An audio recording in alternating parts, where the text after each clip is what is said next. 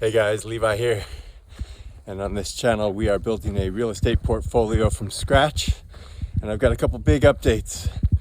And, the one we're going to talk about right now is I've got deal number 3 under contract, and this one is a little bit different than my previous ones in some fundamental ways, but I think it's going to work out. So let me tell you about this deal. Usually in my buy box, I buy in Lubbock, Texas, west of University Avenue, typically in the 3 to 4 bedroom house department. So this one came to me from my agent, and it is just a couple blocks east of my usual buy box. And so it wasn't even on my radar because it's not in my buy box. Now, this may be a new investor mistake. We will find out if expanding the buy box 4 blocks to the east is a real mistake. But here's what we know about it. This is a wholesale deal, and this is going to be my first wholesale deal. We're going to be closing in cash, and it's going to be the first time I close in cash. And also, there's no option period. It's the first time I bought something without an option period. So, whole lot of new things going on. I'm going to take a little break here so I can catch my breath going uphill here. Whole lot of new things going on in this deal, but I want to tell you why I'm going to go for it anyhow, because I hemmed and hawed over this deal for a very long time, and some people will say if it's not a heck yes, then it's a no. But when I looked into it, I think it's going to work out. So my agent brought me this deal. He tells me it's a 3-1. The house is in good condition. The house is in good condition. And it was originally listed in 2024 for $120,000. Wholesaler locked it up, offered it me at $90,000. I'm actually buying it for $87,000. And because the wholesaler's got to get their cut, and my agent's got to get his piece too for this deal. And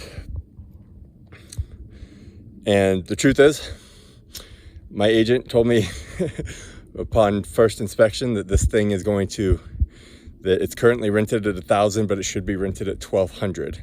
I'm buying it for $87,000, and its value should be $120,000. But here's the thing, he's not wrong, but he's not right.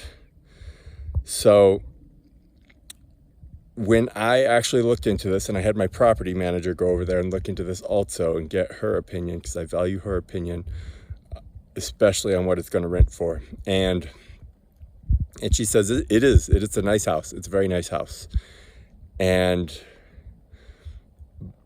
But she doesn't think it's going to rent for $1,100.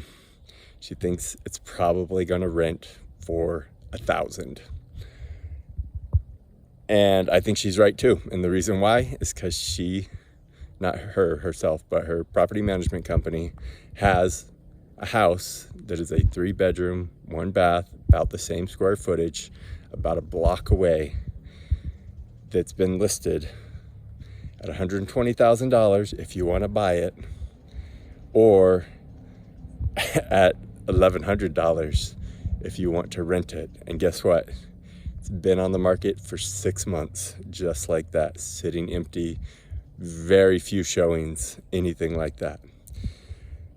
Now, for me to actually hit my target number of 6% cash on cash, typically I put in offers around 8% cash on cash. For me to hit those numbers, I would need to get, according to my numbers, things can always go wrong, but according to my estimates, I would need to get $1,100 to hit my cash on cash numbers.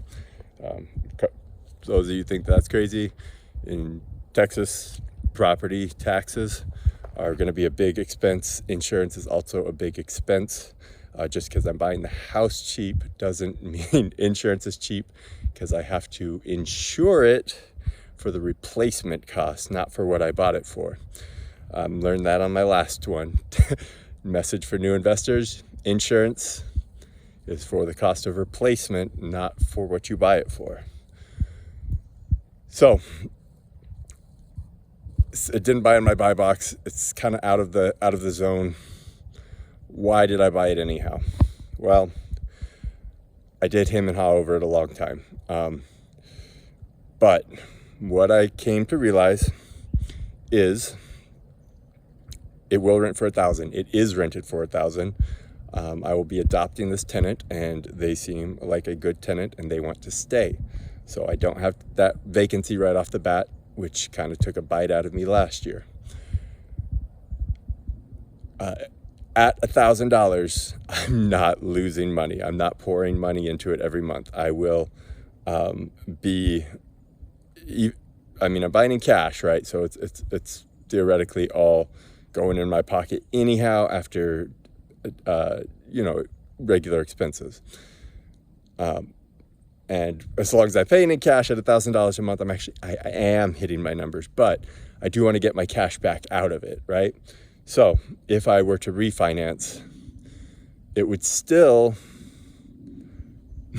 not be losing money. I would be making a very skinny margin, at about 1% cash on cash, which is actually better than average in this market, but really not the target number that I'm shooting for.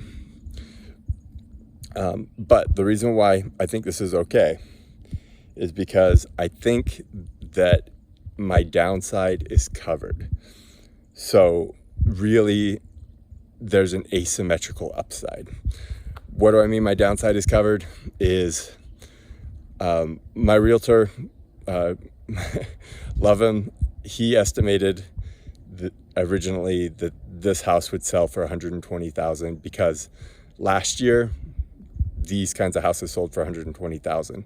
2025, last year I mean 2024.